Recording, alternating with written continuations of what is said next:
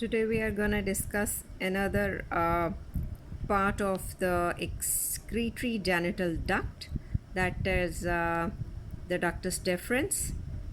Before that, we have already discussed the ductus epididymis.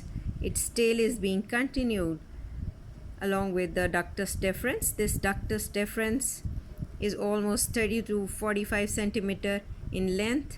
It is the longest of all among this excretory genital duct.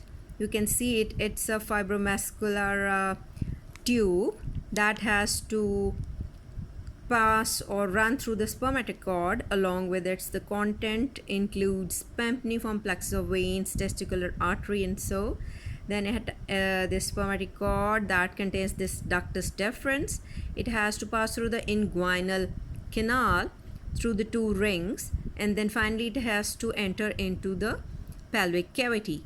Now you can see that it is running, and near its termination it becomes dilated to form a jar-like part called as ampulla. Here it is being joined with another accessory gland, the seminal vesicle. That ducts join with this ampulla of the ductus deferens to form the ejaculatory duct that is gonna enter into the prostatic urethra. These are the anatomical facts. We have to learn now about the histological details. So for that we have to learn the cut section of it. So before going to it, I can assure you in another diagram to elaborate the positioning. You can see the ductus epididymis, its tail is giving rise to or is continued with that of the ductus deferens, how it is moving towards the pelvic cavity. Now this part is the urinary bladder and this is the prostate. Now you can see its terminal dilated part, that is a cut section you can see, and here you can see the ampulla now coming to join this to form the ejaculatory duct in the prostatic urethra. It is going to be opened. So for the histological view, we have to see another histological diagram. Here you concentrate that the mucosa is thrown into folds and the lumen is narrow as compared to the thickened muscular wall. As it is a muscular tube, so we should learn that the lumen should be narrow but thrown into fold to give it is as a starry appearance, or star-shaped lumen is there.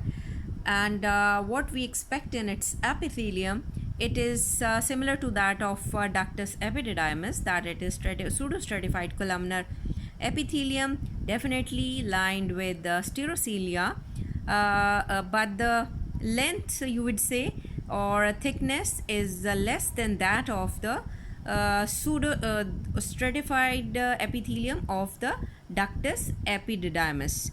It also performs the function of absorption and secretion as well.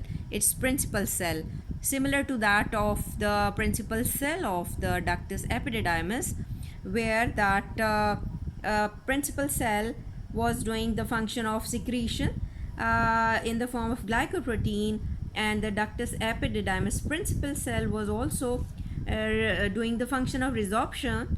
All the content that was left behind or not reabsorbed by the efferent ductules, and the ductus epididymis principal cell also phagocytosed all the residual bodies which were not being removed by the Sertoli cell.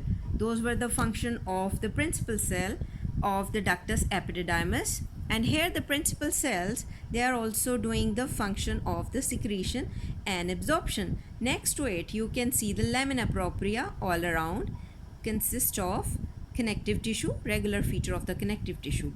Next to it, definitely we are not seeing any submucosa here, rather the muscular thick wall you can come across. This is the inner longitudinal layer, then the thickest middle circular layer, then we come across the outer longitudinal layer.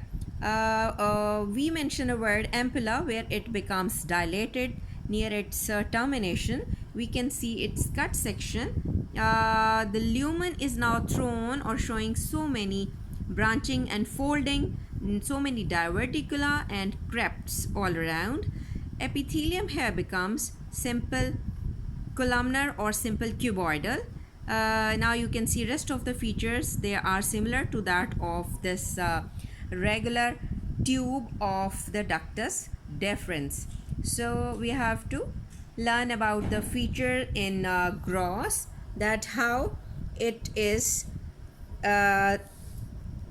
doing its course from the epididymis, then finally entering into the this prostatic urethra, draining inside by forming ejaculatory duct, and how the histological features appear.